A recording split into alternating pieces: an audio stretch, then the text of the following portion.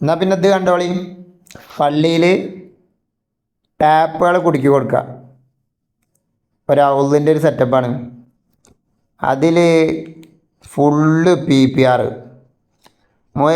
ഞങ്ങൾ മുതലാളിക്ക് PPR ഭയങ്കര ഇഷ്ടമാണ്. സംഭവം ഈ CPVCയും PPR ഒരേ റേറ്റാണ്, വലിയ മാറ്റമൊന്നുമില്ല. അപ്പോൾ PPR ഒട്ടിക്കുമ്പോൾ എക്സ്പീരിയൻസ് ആയവർക്ക് എങ്ങനെയാണ് ചെയ്യാൻ പറ്റുക എനിക്കറിയില്ല.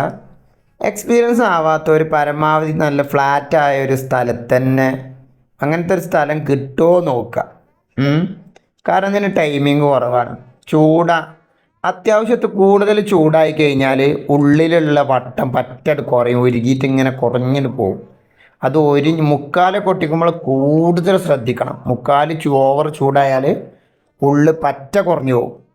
ഇതിപ്പോൾ 1.25 ഞാൻ ഈ ഒട്ടിക്കണത്. 1.25 T ആണ്. അത് 1 അത്ര കുറയണമൊന്നുമില്ല. എന്നാൽ പോലും നമ്മൾ ഓവർ ഹീറ്റ് ആവാതെ നോക്കണം. ഓവർ ഹീറ്റ് ആയിട്ടില്ല എന്നുണ്ടെങ്കിൽ വളരെ ടൈമിങ് കുറവേക്കാരം.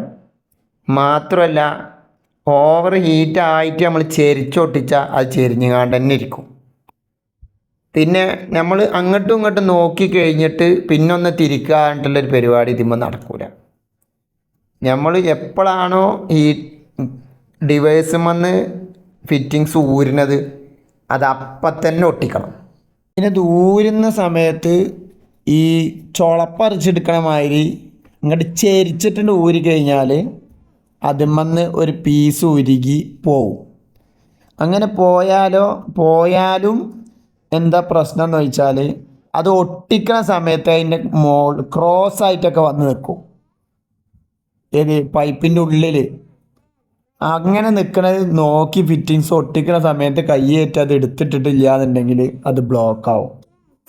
അപ്പം ശ്രദ്ധയോടുകൂടിയും വളരെ ടൈം എടുത്തും ചെയ്യേണ്ട ഒരു സാധനമാണ് PPR. ഓക്കെ.